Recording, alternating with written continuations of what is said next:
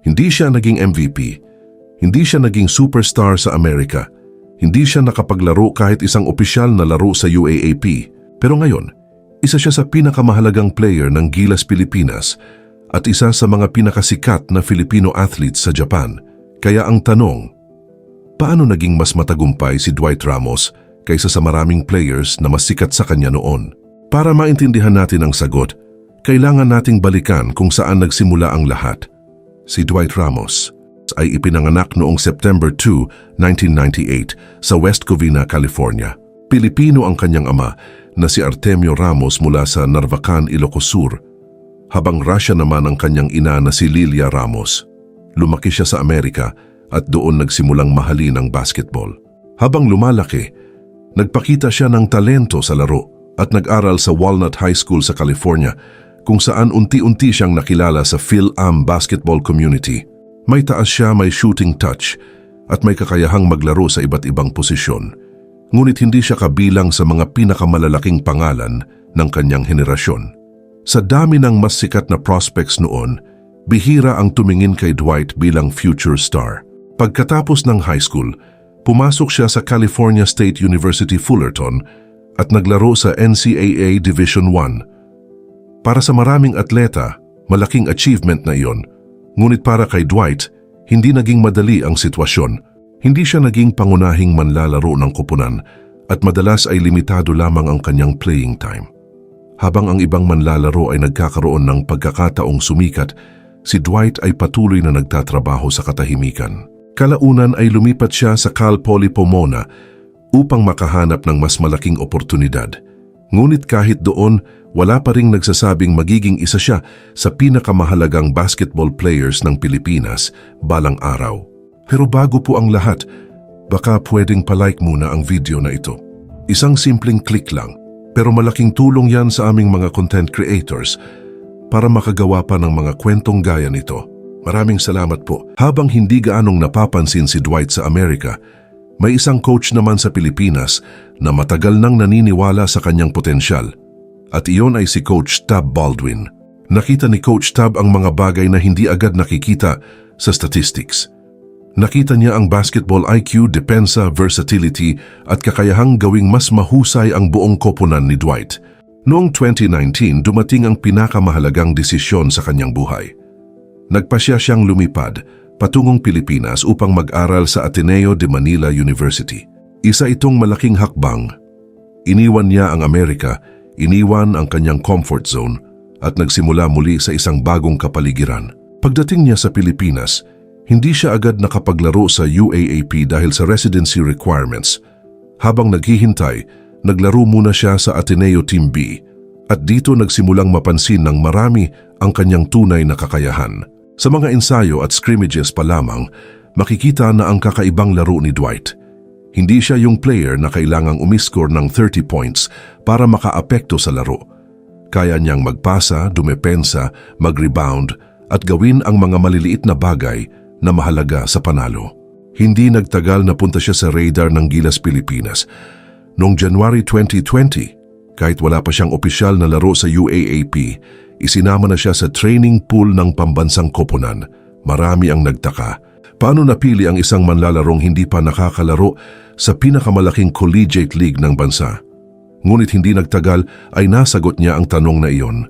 Noong February 2020, ginawa niya ang kanyang debut para sa Gilas Pilipinas laban sa Indonesia at agad niyang ipinakita na kaya niyang makipagsabayan sa international level. Ngunit ang larong tunay na nagbago sa kanyang buhay ay nangyari noong November 2020 laban sa Thailand.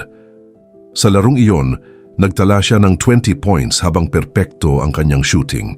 7 field goals sa 7 shot, 2 tres sa 2 tira, at 4 na free throws sa 4 na tira, isang perpektong laro. At matapos ang gabing iyon, nagsimulang makilala ng buong bansa ang pangalang Dwight Ramos. Mula noon, naging mahalagang bahagi na siya ng Gilas Pilipinas. Hindi man siya palaging top scorer, naging isa siya sa pinaka-consistent at pinaka-maaasahang manlalaro ng team. Habang lumalaki ang kanyang pangalan sa Gilas, nagsimula rin siyang makatanggap ng mga oportunidad sa ibang bansa. Noong 2021, gumawa siya ng isa na namang malaking desisyon. Sa halip na hintayin ang kanyang pagkakataon sa collegiate basketball, pinili niyang maging professional player sa Japan. Pumirma siya sa Toyama Grouses ng Japan B-League. Para sa ilan, isa itong malaking sugal. Ngunit para kay Dwight, isa itong pagkakataong mas mapalago ang kanyang karera. Bukod sa mas mataas na antas ng kompetisyon, nakita rin niya ang mas magandang oportunidad para sa kanyang kinabukasan. Sa Japan, nagkaroon siya ng pagkakataong maglaro laban sa mga world-class imports at professional na manlalaro araw-araw. Ayon sa mga ulat, umaabot sa humigit kumulang 35 milyon hanggang 38 milyon kada taon ang tinatayang halaga ng kanyang kontrata sa B-League bukod pa sa iba pang benepisyo. Ngunit para kay Dwight, hindi lamang pera ang dahilan. Ang mas mahalaga ay ang pagkakataong mas gumaling bilang manlalaro habang patuloy na naglilingkod para sa Pilipinas. Hindi naging madali ang adjustment.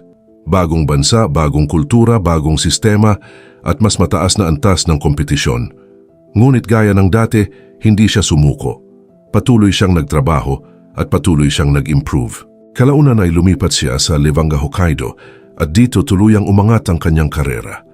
Unti-unti siyang naging isa sa pinakamahalagang manlalaro ng team, hindi lang bilang scorer, kundi bilang leader. Dahil sa kanyang dedikasyon at professionalism, hinirang pa siyang co-captain ng Levanga Hokkaido. Isang napakalaking karangalan para sa isang Filipino player sa Japan. Habang tumatagal, lalo ring dumami ang kanyang mga tagahanga. Hindi lamang sa Pilipinas, kundi maging sa Japan. Maraming Japanese fans ang humanga hindi lamang sa kanyang laro, kundi pati sa kanyang ugali.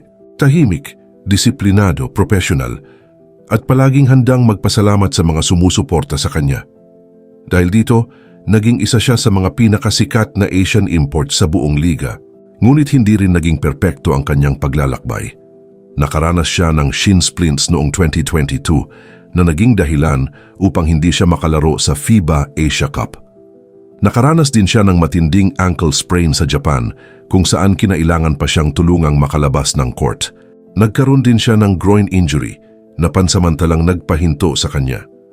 Ngunit sa bawat pagsubok, palagi siyang nakakabalik ng mas malakas, mas matatag at mas determinado. Sa personal na buhay naman, kilala rin siya bilang boyfriend ng volleyball star na si Kiana D. Isa sila sa mga pinakasikat na sports couple sa Pilipinas. At sa kabila ng kanyang kasikatan, nananatili siyang isa sa pinakamalinis ang reputasyon sa Philippine sports. Walang malaking iskandalo, walang seryosong kontrobersya at walang shortcut sa kanyang tagumpay. Mula sa pagiging college player na limitado ang playing time sa Amerika, ngayon ay isa na si Dwight Ramos sa mga pinakamataas ang kinikita sa hanay ng mga Filipino players na naglalaro sa ibang bansa. Sa tulong ng kanyang kontrata sa Japan at iba't ibang endorsements, nakamit niya ang financial success na minsang pangarap lamang ng maraming atleta.